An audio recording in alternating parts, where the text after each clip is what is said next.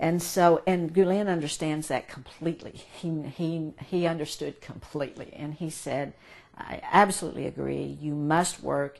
You must help. Our women must take leadership roles. They must speak up, because it has to be balanced if we're going to be part of the Western world. And Gulen has a very clear sense of, if this movement is going to go forward and we're going to work with each other, that men and women have to work together. Our gender is not what's important. Serving Allah and God, that's what's important. Serving humanity, that's what's important. And we can't worry about whether a woman is speaking or a man is speaking, or whether a woman is the president of IID or whether a man is the president of IID. We can't worry about that. It's who is called, who is skilled, who steps forth. We do the work. It can't be based on our gender. And I felt like he understood that completely. So when I left, I had a sense of mission. If I'm going to be involved in this movement, I have to help. I have to help bring that balance. I think that's what I'm supposed to do, whatever that is. And I want to do it humbly, and I want to do it with compassion, and but with intelligence. You know, that we must worship, do our worship. Me Christian, you Muslim, but when we're working to change the planet, we have to work together, men and women, Muslim and Christian. It mustn't matter. Our common goal is spreading love and compassion on the planet, no matter what our religion, no matter what our gender, no matter whether you're from Turkey or United States. That can't matter. We have more important work to do than all these things that divide us up. And I felt that from him. And when you read his readings, he understands that. His writings, I mean, he understands. Gulen understands that. So when I left, I felt like he had given me a mission and a job. I felt his blessing, his love. His eyes were very loving. We saluted each other, and you know, I'm going to be very sad when he's not here anymore.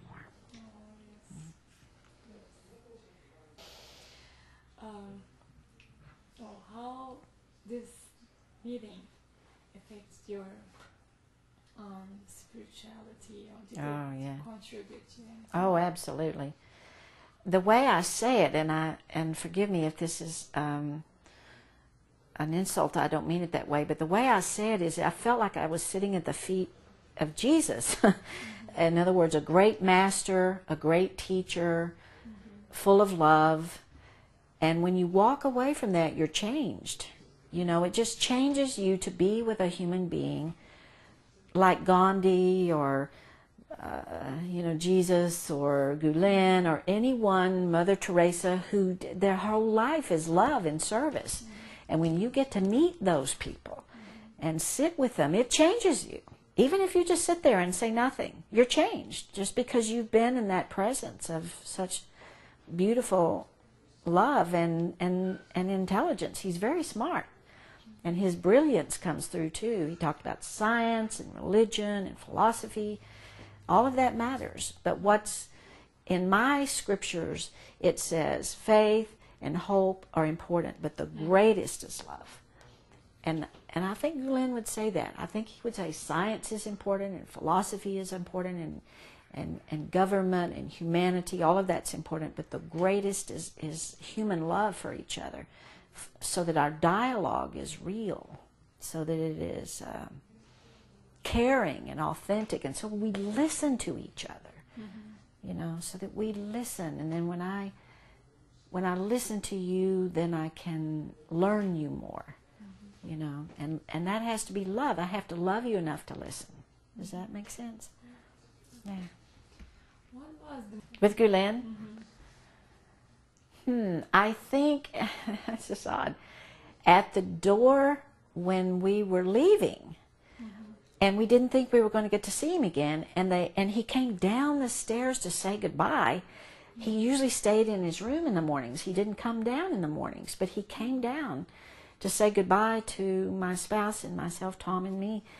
And he just had that look on his face of gentleness and piety and love, and his eyes were sparkling, and we just looked at each other with our eyes, because I didn't speak Turkish and he didn't speak English, but we exchanged this holy love. And it was one human being for another human being. And I think that's what I'll never forget, is just that moment where, as we looked at each other, and I won't ever probably see, I would love to see him again, but I assume I won't see him again. He won't see me again. But it was like two human beings we know. And that's all. That's enough. Movement for a while. 1 year. Just year. think about it. Yeah. 1 year. That's all. That's how much I've grown. I know. I was thinking about that after I came back from Turkey, and I went, it's only been a year. It feels like a lifetime. I've learned so much. Can you imagine 1 year? It's amazing. You've been in Turkey twice, and you met Gülen and people. And I know. Got to go to a Turkish wedding, yes. see the Sema, and hear the call to prayer in the mornings, and now I've gone to the Gülen conference, and I mean, it's like, and of course Orhan is just, and Sumeye, and meeting you and Vahap. I mean, it's amazing. It's amazing. Just 1 year. You're just That's all it takes. Yes, it's because of you, I guess. And would you describe this movement as, like, in terms of its role in the United States, in Turkey, or in the world? Okay. My experience of the movement is that it is trying very hard to educate us, those of us who don't know. It's working very hard to have dinners, to have speeches, to have trips, to expose people to the movement. I just see, Turkish people just feel like little busy beavers. They're just everywhere, working. I said to Orhan, do you ever sleep? Because they're working so hard to let the world see that we must talk, we must dialogue, we must make peace. We have to do this. And so my experience is, I thought it was just like in Texas and Oklahoma, and then it's in Mississippi, and it's in Chicago, and it's in New York, and so it's everywhere. It feels like it's spreading.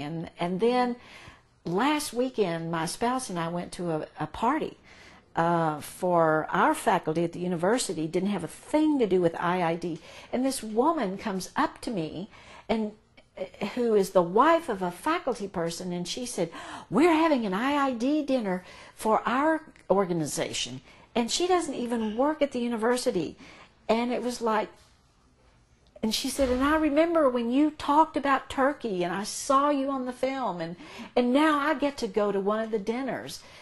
Well, it was just like, well, they're just everywhere. They're happening everywhere. So to me, the movement is doing an amazing job at getting the message out. It's just spreading. Well, that's good news, So how would you Islam as a big context? Its place in Islam, how did it change your view? About Islam? Oh, my goodness. Well, I've never been hostile to Islam. Since I was a child, I was always open to the world's religions. I've never been one to be hostile. I can remember asking my mother about Jewish children, so I've never been a person who said, I don't like Muslims or I don't like Buddhists. I've never been that kind of person. But I didn't know a great deal. Now, I still don't, actually. But a year ago, I knew about the pillars and the Quran and Muhammad, and I think some basic teachings. But a year later, I've been in a mosque, and I've seen prayers, and I've talked to Muslims and asked about Islam. So, of course, when you get educated, you change. And I think that's the strongest part of the movement, and that's what's best about the Gulen schools. The more we learn about each other, the less hostile we are. I don't hate you if I know you, you know.